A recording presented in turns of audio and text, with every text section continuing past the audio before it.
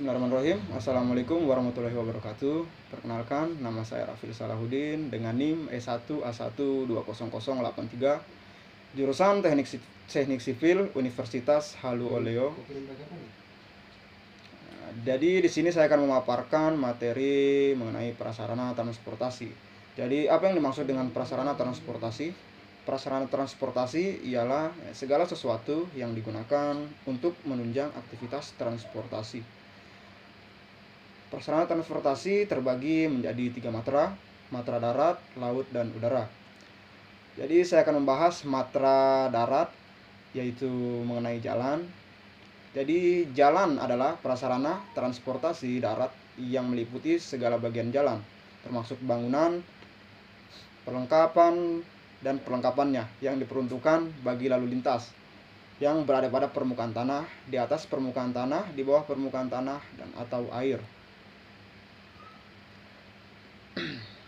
Jalan sendiri pada umumnya dibagi menjadi beberapa, meliputi jalur lalu lintas, jalan, trotoar, median, saluran, samping, karet, dan pengaman tepi. Jalur lalu lintas disebut juga dengan traveled way atau carriageway, adalah keseluruhan bagian perkerasan jalan yang diperuntukkan bagi lalu lintas kendaraan yang terdiri atas beberapa lajur. Lajur kendaraan yaitu bagian dari jalur lalu lintas yang khusus diperuntukkan untuk dilewati satu rangkaian kendaraan dalam satu arah. Jumlah lajur minimal untuk jalur 2 arah adalah 2 lajur yang disebut jalan 2 lajur 2 arah. Jumlah lajur sangat tergantung pada volume lalu lintas yang akan memakai jalan tersebut dan tingkat pelayanan yang diharapkan. Yang kedua, bahu jalan. Jadi bahu jalan adalah jalur yang terletak berdampingan dengan jalur lalu lintas yang berfungsi sebagai ruang untuk tempat berhenti sementara kendaraan yang mogok atau sekedar berhenti karena pengemudi ingin berorientasi mengenai jurusan yang akan ditempuh atau untuk beristirahat. Ruangan untuk menghindari diri saat darurat sehingga dapat mencegah terjadinya kecelakaan. Memberikan kelegaan pada pengemudi, dengan demikian dapat meningkatkan kapasitas jalan yang bersangkutan. Memberikan sokongan pada konstruksi perkerasan jalan dari samping. Ruang pembantu pada waktu mengadakan perkerasan perbaikan atau pemeliharaan jalan untuk tempat penempatan alat-alat atau penimbunan bahan material. Ruangan untuk lintasan kendaraan, patroli, ambulans yang sangat dibutuhkan pada kendaraan darurat seperti terjadinya kecelakaan. Jadi berdasarkan tipe perkerasannya, bahu jalan dapat dibedakan atas bahu yang tidak diperkeras, yaitu bahu yang hanya dibuat dari material perkerasan jalan tanpa bahan pengikat. Bahu yang tidak diperkeras ini dipergunakan untuk daerah-daerah yang tidak begitu penting, di mana kendaraan yang berhenti dapat mempergunakan bahu tidak begitu banyak. Selanjutnya, bahu yang diperkeras, yaitu bahu yang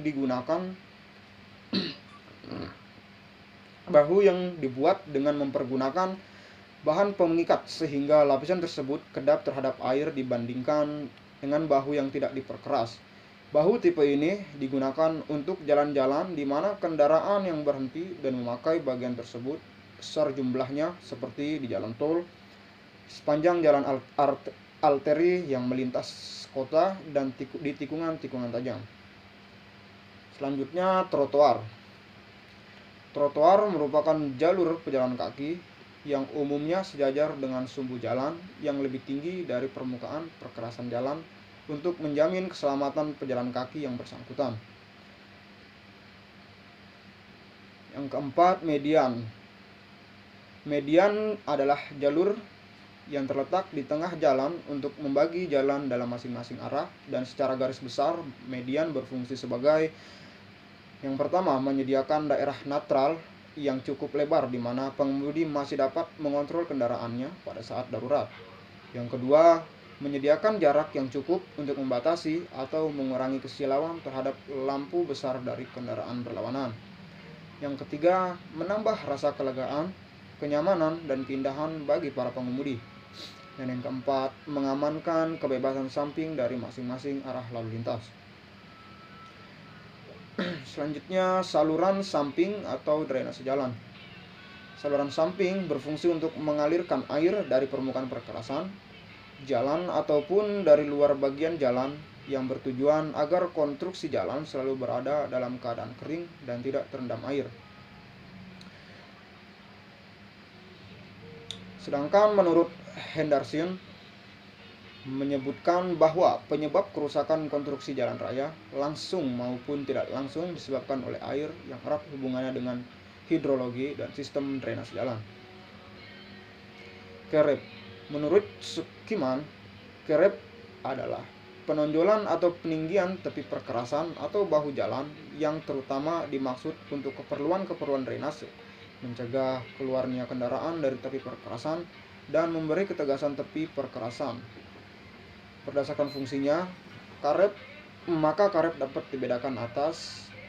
Karet peninggi atau mountable curb adalah karet yang direncanakan agar dapat didaki kendaraan. Biasanya terdapat di tempat parkir, di pinggir jalan, atau jalur lalu lintas.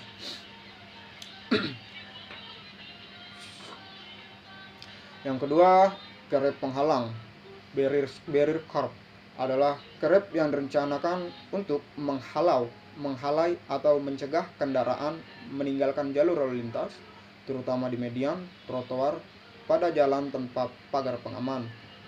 Yang ketiga, kerep berparit, gutter curb, adalah kerep yang direncanakan untuk membentuk sistem drainase perkerasan jalan. Kerep ini dianjurkan pada jalan yang memerlukan sistem drainase perkerasan lebih baik. Pada jalan lurus diletakkan di tepi luar dari perkerasan, sedangkan pada tikungan diletakkan pada tepi dalam. Yang keempat, kerep penghalang berparit, barrier gutter curb, adalah kerep penghalang yang direncanakan untuk membentuk sistem drainase perkerasan jalan. Selanjutnya, pengaman tepi. Pengaman tepi bertujuan untuk memberikan ketegasan tepi badan jalan jika terjadi kecelakaan, dapat mencegah kendaraan keluar dari badan jalan. Umumnya dipergunakan di sepanjang jalan yang menyusuri jurang, pada tanah timbunan dengan tikungan tajam, dan pada tepi-tepi jalan dengan timbunan lebur besar dari 2,5 meter, dan pada jalan-jalan dengan kecepatan tinggi.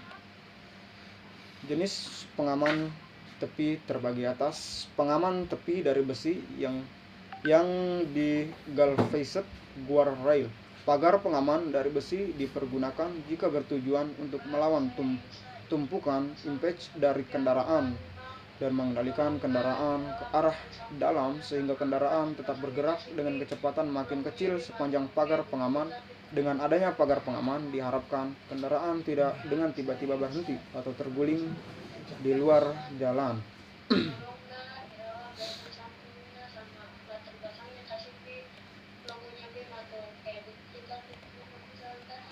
Selanjutnya, rambu. Menurut Peraturan Menteri Perhubungan Nomor 13 Tahun 2014 tentang rambu lalu lintas menyebutkan, rambu adalah salah satu dari perlengkapan jalan berupa lambang, huruf, angka, kalimat, atau perpaduan di antaranya sebagai peringatan, larangan, perintah, atau petunjuk bagi pemakai jalan. Rambu terdiri dari daun rambu adalah pelat aluminium atau bahan lain yang memenuhi persyaratan teknis, tempat ditempelkan atau diletakkan rambu. Tiang rambu adalah batang logam atau bahan lainnya untuk menempelkan atau meletakkan daun rambu. Papan tambahan adalah pelat aluminium atau bahan lainnya yang dipasang di bawah daun rambu yang memberikan penjelasan lebih lanjut dari suatu rambu. Sedangkan dalam pasal 3 menyebutkan bahwa rambu lalu lintas terdiri dari rambu peringatan dan rambu larangan.